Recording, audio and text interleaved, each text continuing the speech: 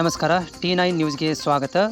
ಕರ್ನಾಟಕ ಪ್ರದೇಶ ಕಾಂಗ್ರೆಸ್ ಸಮಿತಿ ಹಿಂದುಳಿದ ವರ್ಗ ಅಧ್ಯಕ್ಷರಾದ ಶ್ರೀ ಮಧು ಬಂಗಾರಪ್ಪನವರ ಆದೇಶದ ಮೇರೆಗೆ ಶ್ರೀ ಸೂರಜ್ ಗೌಳಿಯವರನ್ನು ಹುಬ್ಬಳ್ಳಿ ಧಾರವಾಡ ಜಿಲ್ಲಾ ಕಾಂಗ್ರೆಸ್ ಹಿಂದುಳಿದ ವರ್ಗ ಸಮಿತಿಯ ಹುಬ್ಬಳ್ಳಿ ಧಾರವಾಡ ಪಶ್ಚಿಮ 74 ಮತಕ್ಷೇತ್ರದ ಅಧ್ಯಕ್ಷರನ್ನಾಗಿ ನೇಮಕ ಮಾಡಲಾಗಿದೆ.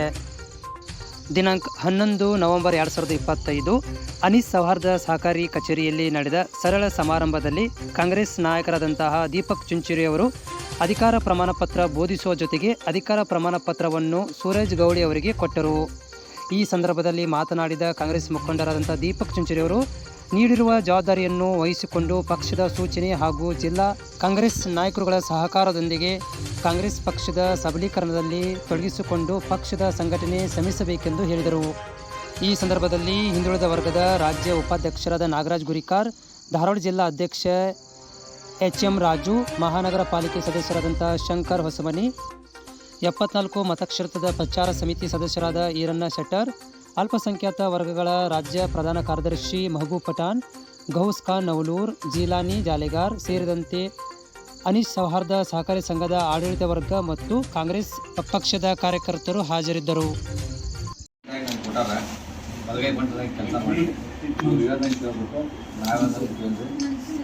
ಅಂದ್ರೆ ಪಾರ್ಟಿ ಕೆಲಸ ವೈಯಕ್ತಿಕ ಹೋಗಿ ಏನು ಹೇಳಂಗಿಲ್ಲ. ಪಾರ್ಟಿ ಕೆಲಸ ಪ್ರೋಟೋಕಾಲ್ ಪ್ರಕಾರ ಕೆಲಸ ಮಾಡ್ಕೊಂತ ಹೋಗಿ ಫಸ್ಟ್ ನಿಮ್ಗೆ ಟಾಸ್ಕ್ ಕೊಟ್ಟು ನಿಮ್ಗೆ ಮೆಸೇಜ್ ಕಳಿಸಿದೆ. ಇನ್ನೊಂದು ಕೊಟ್ಟಿದ್ದರಿಂದ ಸೈನ್ಸ್ ಅಗ್ರಾಗಿತ್ತು. ಇನ್ನೊಂದು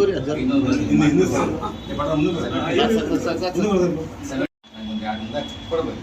ಕಂಗ್ರ್ಯಾಚುಲೇಷನ್ಸ್.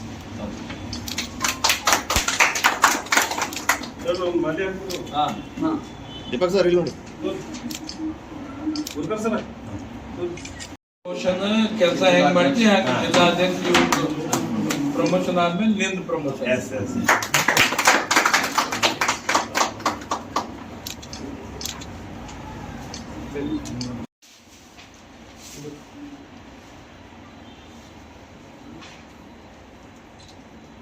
ಸೂರಜ್ ಈ ಕಡೆ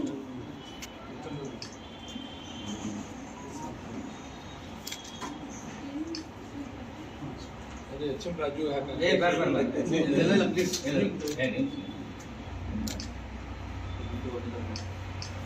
ಟೋಪಿ ಹಾಕಕ್ಕೆ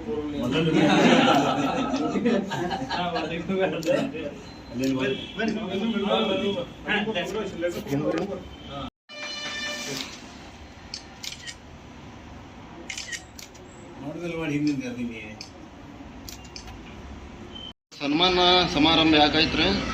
ಇವತ್ತು ನಮ್ಗೆ ಧಾರವಾಡ ಹುಬ್ಳಿ ಪಶ್ಚಿಮ ಕ್ಷೇತ್ರದ 74ರಲ್ಲಿ OBC ಅಧ್ಯಕ್ಷ ಅಂತೇಳಿ ನೇಮಕ ಮಾಡ್ಯಾರ. ಮಧು ಬಂಗಾರಪ್ಪ ಆದೇಶ ಮೇರೆಗೆ HM ರಾಜು ಮತ್ತು ದೀಪಕ್ ಚುಂಚುರಿ ಸೇರ್ಕೊಂಡು ನಮ್ಗೆ ಇವತ್ತು ಲೆಟರ್ ಪ್ಯಾಡ್ ಕೊಡ್ತಾರೆ.